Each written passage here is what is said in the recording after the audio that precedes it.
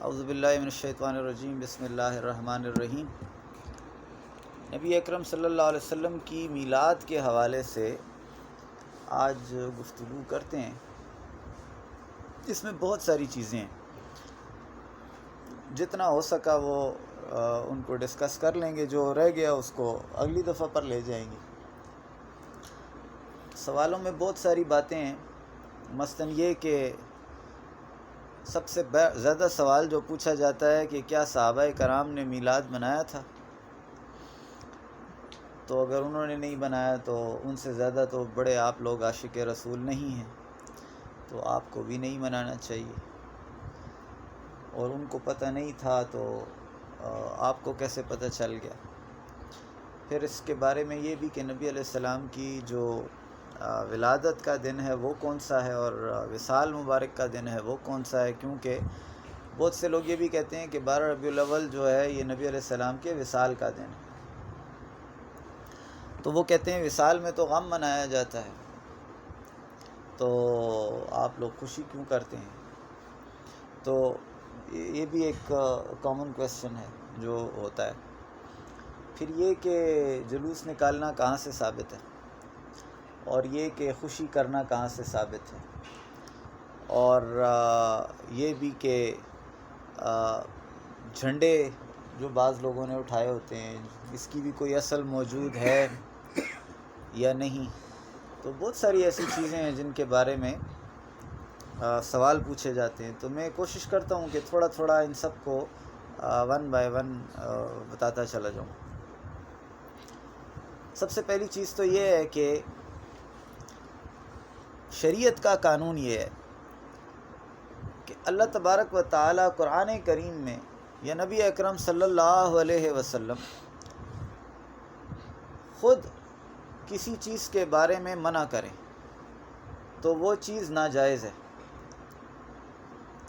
قرآن میں منع آ جائے کہ یہ کام نہیں کرنا تو وہ کام نہیں کرنا، حدیث میں مرفوعاً آ جائے نبی علیہ السلام فرماتے ہوں کہ یہ کام نہیں کرنا تو وہ کام نہیں کرنا، وہ حرام ہے۔ یاد رکھیں، جواز کے لیے، کسی کام کے کرنے کے لیے دلیل نہیں چاہیے، کسی کام کے نہ کرنے کے لیے دلیل چاہیے، کیونکہ اصلاً ہر چیز مباح ہے، جائز ہے، جب تک کہ قرآن یا حدیث میں اس سے منع نہ کر دیا جائے، روک نہ دیا جائے۔ یہ شریعت کا قانون ہے۔ تو منع کرنے کے لیے ضرور وہ دے گا قرآن اور حدیث سے دلیل، اور مباح کے لیے اس چیز کی حاجت نہیں ہے، ہر چیز اصلاً مباح ہے، جائز ہے۔ تو نبی اکرم صلی اللہ علیہ وسلم فرماتے ہیں کہ جس کام کو مومن اچھا سمجھیں وہ اللہ کو بھی اچھا لگتا ہے۔ یہ حدیث موطا امام محمد میں بھی موجود ہے، مسند ابو داؤد طیالسی میں بھی موجود ہے، امام ابو نعیم نے بھی اس کو حلیۃ الاولیاء میں بیان کیا، اور المعجم الاوسط میں بھی ہے، اور مسند امام احمد ابن حنبل میں بھی اس حدیث کو لکھا گیا ہے۔ جس کام کو مومن، نیک لوگ اچھا سمجھیں وہ اللہ کو بھی پسند ہے، اس کو بھی اچھا لگتا ہے۔ قرآن کریم میں اللہ تبارک و تعالیٰ فرماتے ہیں قل، آپ فرما دیجئے، بفضل اللہ و برحمتہ فبذالک فلیفرحوا، آپ فرما دیجئے کہ اللہ کے فضل اور اس کی رحمت کا موقع ہو، اللہ کے فضل اور اس کی رحمت کا موقع ہو تو اس چیز پر خوشیاں منایا کرو۔ فلیفرحوا، اللہ کی رحمت اور اس کے فضل کا موقع ہو تو اس پر خوشیاں منایا کرو۔ تو خوشیاں منانے کے لیے اللہ پاک نے قرآن کریم میں آپ کو رستہ بتایا ہے کہ اگر اللہ تبارک و تعالیٰ کا کوئی فضل آپ پر ہو، اللہ تبارک و تعالیٰ کی رحمت آپ پر ہو، ان دونوں کاموں کے لیے آپ خوشیاں منائیں۔ آرڈر ہے، فلیفرحوا، امر ہے، حکم دیا گیا ہے، کرنا ہے، چوائس نہیں ہے۔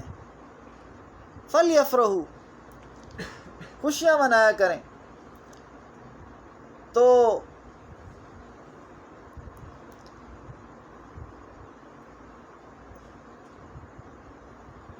فضل اور رحمت سے مراد، بعض مفسرین جو ہیں وہ قرآن لیتے ہیں، بعض مفسرین اسلام لیتے ہیں، اور اسی طرح نبوت اللہ تبارک و تعالیٰ کا فضل ہے.